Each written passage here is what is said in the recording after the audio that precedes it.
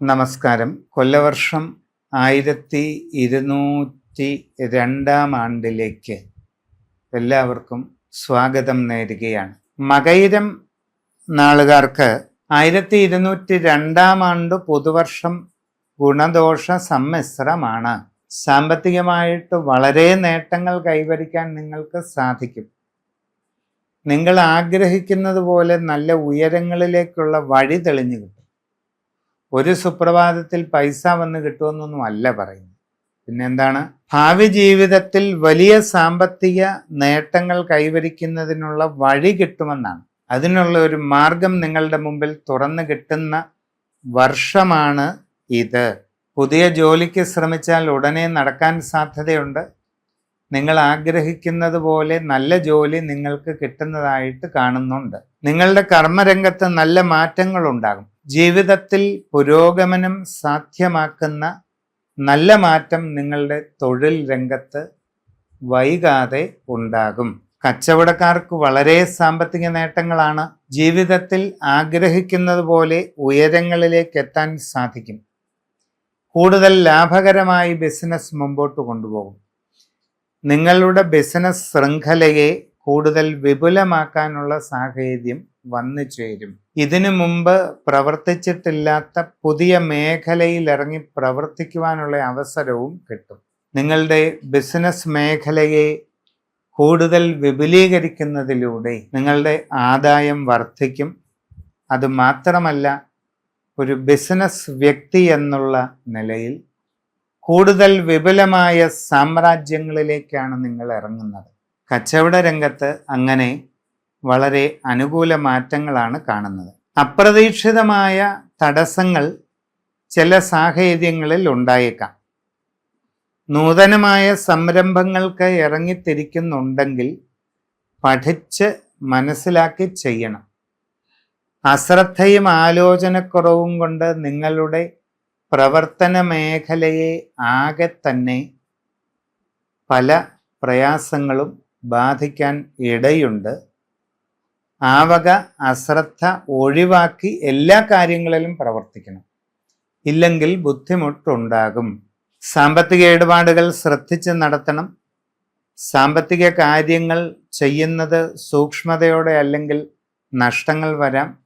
പുതിയ ബിസിനസ്സിൽ ഇൻവെസ്റ്റ് ചെയ്താലും, പുതിയ ഷെയർ മേഖലയിൽ പ്രവർത്തിച്ചാലും, പുതുതായിട്ട് നിർമ്മാണ പ്രവർത്തനങ്ങൾക്ക് പണം മുടക്കുമ്പോഴായാലും, പുതിയ വാഹനമോ ഭൂമിയോ വാങ്ങുമ്പോഴായാലും ശ്രദ്ധയില്ലെങ്കിൽ ധനനഷ്ടം വരാം.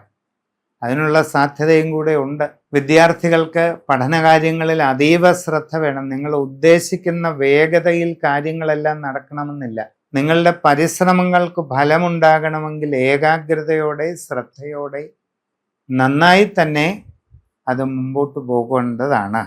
കാർഷിക രംഗത്ത് പ്രവർത്തിക്കുന്നവർക്കും വളരെ ശ്രദ്ധയുണ്ടായില്ലെങ്കിൽ ചില ബുദ്ധിമുട്ടുകളും നഷ്ടങ്ങളുമൊക്കെ വരാം. കലാകായിക രംഗത്ത് പ്രവർത്തിക്കുന്നവരും ശ്രദ്ധിച്ചു മുമ്പോട്ട് പോകണം. നിങ്ങളുടെ അശ്രദ്ധ കൊണ്ട് പല കാര്യങ്ങളിലും ഉദ്ദേശിച്ച ഗുണം കിട്ടാതെ വരും. നിങ്ങളുടെ നല്ല പരിശ്രമങ്ങൾ പലതും പാഴായി പോകുന്നതായിട്ടും വരാം. ഔദ്യോഗിക രംഗത്ത് വിവിധ വിഭാഗങ്ങളിൽ ജോലി ചെയ്തുകൊണ്ടിരിക്കുന്നവർക്ക് പല ബുദ്ധിമുട്ടുകൾക്കും സാധ്യതയുണ്ട്. വളരെ ശ്രദ്ധിച്ച് മുമ്പോട്ട് പോകണം. പ്രധാന തീരുമാനങ്ങൾ എടുക്കുമ്പോൾ നന്നായി ആലോചിച്ച് ചെയ്യണം. അന്യദേശങ്ങളിൽ വിവിധ മേഖലകളിൽ ജോലി ചെയ്തുകൊണ്ടിരിക്കുന്നവരും വളരെ കരുതലോടെ മുമ്പോട്ട് പോകണം. ഇല്ലാത്ത പക്ഷം പല വിഷമങ്ങൾക്കും ഇടയുണ്ട്. അശ്രദ്ധയും ആലോചനക്കുറവും കാരണം നിങ്ങളുടെ തൊഴിലിൽ ചില അബദ്ധങ്ങളൊക്കെ ഉണ്ടാകാം. നിങ്ങളുടെ അശ്രദ്ധ കൊണ്ട് നിങ്ങളുടെ തൊഴിൽ രംഗത്ത് ബുദ്ധിമുട്ടുകൾ ഉണ്ടായാൽ നിങ്ങളുടെ തൊഴിലിനെ തന്നെ അത് ബാധിച്ചേക്കാം. വളരെ സൂക്ഷ്മതയോടെ എല്ലാം ചെയ്യണം. വിദേശ രാജ്യങ്ങളിൽ പോകാൻ ശ്രമിക്കുന്നവരും ശ്രദ്ധിച്ച് വേണം ചെയ്യേണ്ടത്. അങ്ങനെയുള്ള ശ്രമങ്ങളിൽ നഷ്ടങ്ങൾ ഉണ്ടാകരുത്. അന്യദേശങ്ങളിൽ വിദ്യാഭ്യാസ ആവശ്യത്തിന് വേണ്ടി പോകാൻ ആഗ്രഹിക്കുന്നവരും വളരെ സൂക്ഷിച്ച്, വളരെ ശ്രദ്ധയോടുകൂടി ആ കാര്യം ചെയ്യണം. നന്നായി അന്വേഷിച്ചറിഞ്ഞു തന്നെ ചെയ്യണം. നിങ്ങൾ മനസ്സിൻ്റെ ടെൻഷൻ കുറയ്ക്കണം. ആരോഗ്യകാര്യങ്ങളിൽ കൂടുതൽ ശ്രദ്ധിക്കണം. നിങ്ങളുടെ കർമ്മരംഗത്ത് ബുദ്ധിമുട്ടുണ്ടാക്കുന്ന വിധത്തിൽ ആവശ്യമില്ലാത്ത കാര്യങ്ങളിൽ ഒന്നും ചെന്ന് ഇടപെടരുത്. ശാന്തതയോടെയും മിതത്വത്തോടെയും എല്ലാവരോടും ഇടപഴകുക. സംഭാഷണങ്ങളിൽ കരുതലും ആത്മനിയന്ത്രണങ്ങളും ശീലിക്കുക. വളരെ ക്ഷമയോടുകൂടി എല്ലാവരോടും പെരുമാറുക. യോഗയും മെഡിറ്റേഷനും ഒക്കെ പരിശീലിക്കുന്നത് വളരെ നല്ലതാണ്. മനസ്സിൻ്റെ ടെൻഷൻ നിങ്ങൾ നന്നായി കുറച്ച് മുമ്പോട്ട് കൊണ്ടുവരണം.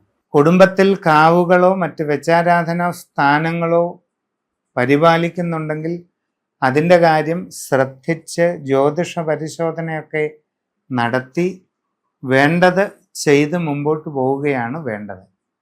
നിങ്ങളുടെ ജനനത്തീയതി സമയവും അനുസരിച്ച് സമഗ്രമായി രാശിചിന്ത ചെയ്ത് ഏറ്റവും നല്ല പ്രതിവിധികൾ കണ്ട് മുമ്പോട്ട് പോകേണ്ടത് ഇവിടെ അത്യാവശ്യമായിട്ട് കാണുന്നുണ്ട്.